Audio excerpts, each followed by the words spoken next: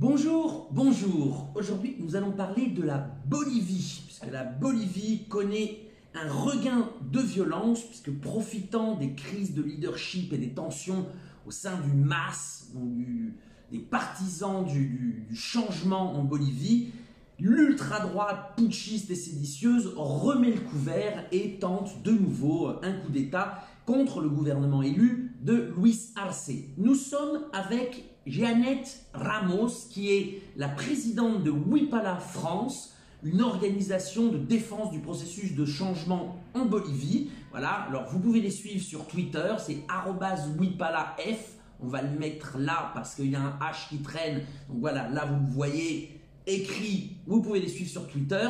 Jeannette, bonjour. Qu'est-ce qui se passe en Bolivie? En fait, la Bolivie vit en ce moment une nouvelle tentative de coup d'État, laquelle est lidérée par les mêmes acteurs de ceux qui ont perpétré les coups d'État de novembre 2019.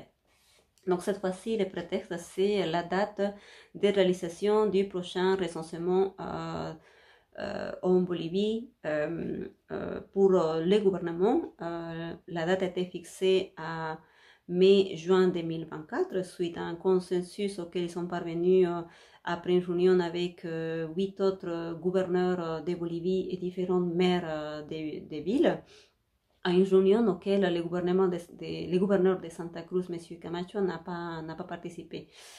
Notamment à cette réunion, il s'était présent différents organismes internationaux, et M. Camacho n'a pas participé. Aujourd'hui, il fait appel à une grève pour tenter d'imposer que ces recensements se réalisent en 2023. Les résultats du prochain recensement vont notamment avoir des incidences sur la répartition des ressources dans les différentes régions des Bolivie, notamment dans les différentes politiques public, d'investissement économique et social dans les différentes régions.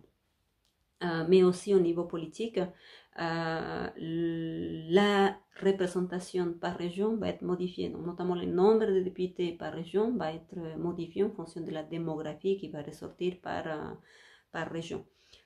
Et de toute évidence, en fait, ce n'est pas plus de ressources pour sa région que ça intéresse à M. Camacho, mais il vise déjà en fait les élections de 2025 parce que en ayant les résultats du recensement au plus tôt, donc pour 2024, il pourra avoir la chance d'avoir plus de députés dans sa région et avoir plus de chances pour être président en 2025.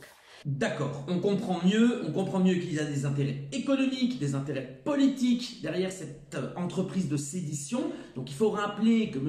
Luis Fernando Camacho, qui est donc le leader une nouvelle fois de cette tentative de putsch, avait été aussi le leader du coup d'État contre Evo Morales en 2019. Jeannette, quels sont les soutiens de M. Camacho dans son entreprise séditieuse aujourd'hui en Bolivie?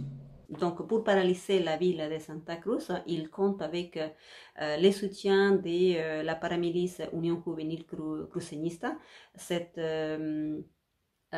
paramilice a été pointée ainsi par les Nations Unies déjà dès 2024 pour la façon dont ils s'agissent lors de ce type de grève à Santa Cruz.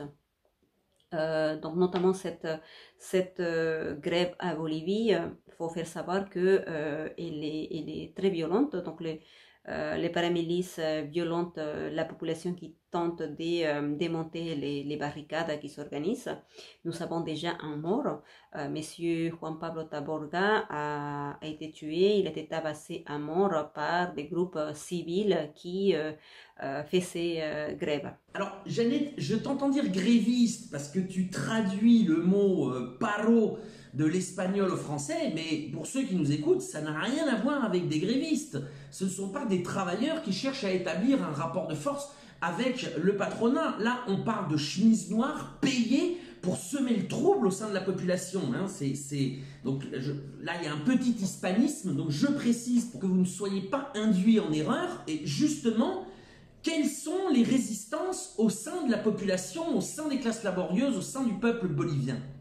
Suite à ces violences, nous avons des organisations sociales, notamment les syndicats des travailleurs, la COP de Santa Cruz, des syndicats des travailleurs paysans et les syndicats des femmes paysannes et aussi des associations des commerçants et transports qui commencent à lever la voix pour s'opposer à cette grève. Et depuis hier, ils organisent des contre-barricades pour protester contre cette grève.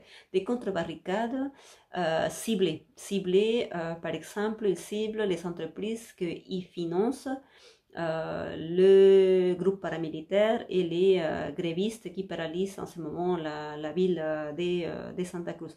Parce qu'il faut faire savoir que plusieurs entreprises alliés de M. Camacho continuent à travailler alors que la population était empêchée d'aller au travail. Donc, il faut aussi faire savoir que M. Camacho refuse tout dialogue et c'est pourquoi aussi les organisations sociales trouvent que cette grève elle est injustifiée. M. Camacho a quitté à plusieurs reprises les réunions de dialogue qui étaient proposées par le gouvernement, mais il cherche différentes excuses pour ne pas y participer. Donc c'est là laisse penser que ce n'est pas en fait le recensement ce que lui intéresse, mais nous faisons face en fait à une vraie aventure putschiste. Et finalement, que cherche l'ultra-droite bolivienne et M. Camacho? M. Camacho et M. Romulo Calvo, les présidents du comité civique, qui parlent ouvertement qu'après la date du recensement, ce sera la demande de démission de notre président Luis Arce. En outre, on peut les entendre aussi dire ouvertement que maintenant ils savent comment faire tomber un gouvernement et que M. Arce, notre président, va suivre le même sort que l'ex-président Evo Morales. Et le gouvernement de Luis Arce, dans tout ça, quelle a été sa réaction, Jeannette? Nous sommes à 7 jours de grève et aujourd'hui, le président Luis Arce a invité à une nouvelle rencontre plurinationale où tous les gouverneurs et maires de Bolivie sont conviés. D'ailleurs, tous ont déjà confirmé, ils sont déjà en ce moment en pleine réunion, sauf M. Camacho qui, encore une fois, a refusé à se réunir. Sauf qu'en même temps, nous savons déjà les chefs d'entreprise qui commencent à protester, à crier parce que le manque de carburant commence à se ressentir. En fait, à cause des barricades et des contre-barricades organisées par les organisations sociales, les citernes n'arrivent pas à approvisionner les différentes stations d'essence. Mais il y a eu aussi une dernière mesure du gouvernement à partir d'hier qui a suspendu les exportations de soja, huile et sucre afin de préserver l'approvisionnement du marché interne en Bolivie et de lutter contre les spéculations des prix qui provoquent aussi cette grève. Donc les élites, les propriétaires de ces entreprises à Santa Cruz commencent déjà à crier, à protester, donc ils ne tiennent même pas un jour avec la suspension d'exportation, mais d'un autre côté, ils étaient en train de demander à la population de ne pas aller au travail, de rester chez eux depuis 7 jours. Alors c'est marrant, enfin c'est pas très marrant d'ailleurs, mais on n'entend pas beaucoup les médias internationaux au sujet de ce conflit en Bolivie. Dans quelle situation, Jeannette, s'inscrit la situation bolivienne actuelle? Les putschistes trouvent du soutien au niveau international parce que il y a aussi des acteurs internationaux qui s'intéressent à la politique bolivienne et qui préfèrent peut-être un gouvernement qui est plus docile, plus servile pour eux.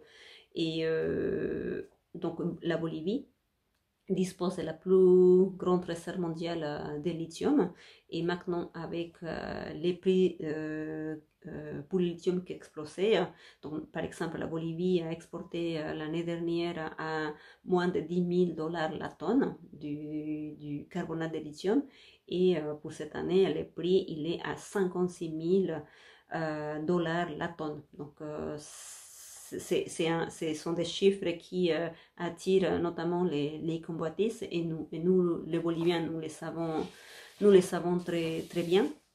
Nous savons, par exemple, déjà en 2019, les putschistes, pour avoir des soutiens, la première chose auxquelles ils se sont attaqués, ce sont nos contrats d'industrialisation du lithium. Et ils ont fait des rapprochements, même avec Elon Musk, les patrons de Tesla. Nous avons vu comment l'Union européenne, par exemple, avait tout de suite reconnu le gouvernement de facto de Madame Agnès et M. Macron. Non plus, qui n'a pas hésité à apporter un soutien financier à ces gouvernements putschistes avec 100 millions d'euros de soutien financier. Voilà, on a entendu Jeannette Ramos, présidente de l'association Wipala France, nous donner un autre point de vue, un autre son de cloche sur ce qui est en train de se passer en ce moment même en Bolivie. Je vous rappelle, vous le savez, mais je vous rappelle que les deux rives ne sont financées par aucun État, ni aucun milliardaire, ni par aucune entreprise de lithium. C'est pour cela que nous faisons appel à vous. Nous remercions déjà nos contributeurs qui nous ont permis de maintenir le site, de faire des reportages, de vous offrir cette analyse, cet autre son de cloche. Et nous vous invitons à aller sur le site www.lesdeuxrives.info, à cliquer sur « Soutenez-nous » et à faire une contribution en fonction de vos moyens.